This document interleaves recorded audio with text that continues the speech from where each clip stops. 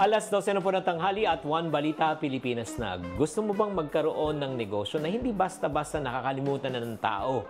Paano kaya tatatak at laging maalala ang brand mo? Yan ang pag-uusapan natin sa araw na ito. Hi there, this is Chinkitan, your pambansang wealth coach. Kung gusto nyo talagang magkaroon ng napaka-solid na brand para hindi ka makalimutan, unawain mo muna kung sino ang target audience nyo. Ang pag-unawa ng target audience ay napahalaga. Kasi lalo na kung, like for example, paano mo ang kanilang problema, ano kanilang mga hinaing sa buhay, ano magandang solusyon na pwede nating i-offer, at syempre ano magandang produkto at serbisyo na pwede nating ibigay.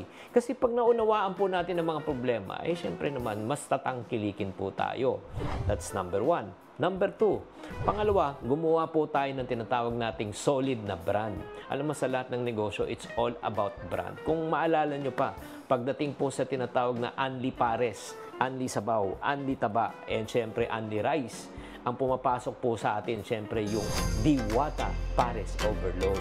Oh, di ba? Siyempre naman, hindi natin makalimutan po ang kanilang, siyempre, kagandahan ng kanyang ano. Imagine mo, sa halagang 100 piso lang, meron ka ng lahat niyan. So, kung nakikita mo, Diwata, di ba? Medyo hindi mahirap kalimutan.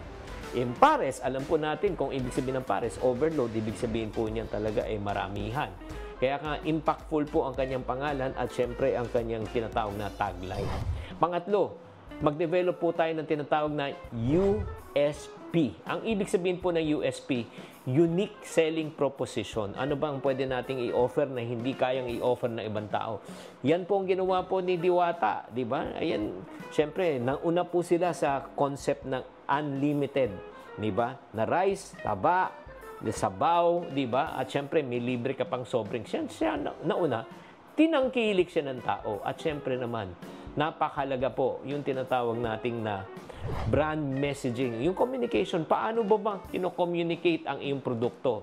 Diba? Si Diwata naman po, ang ginawa po niya, ginamit po niya ang social media bilang kanyang platform para ma-broadcast po niya kung gaano kasarap at syempre gaano kaganda ang kanyang Pares Overload. At syempre naman, dahil doon, lumaki po ang kanyang negosyo. Kaya kung gusto niyo lumaki ang iyong negosyo, tatandaan po na kailangan napakahalaga, maunawaan mo kung sinong target audience nyo. Pangalawa, mag-create ka ng sariling brand para hindi ka makalimutan ng tao at mag-develop ka ng tinatawag na USP, Unique Selling Proposition.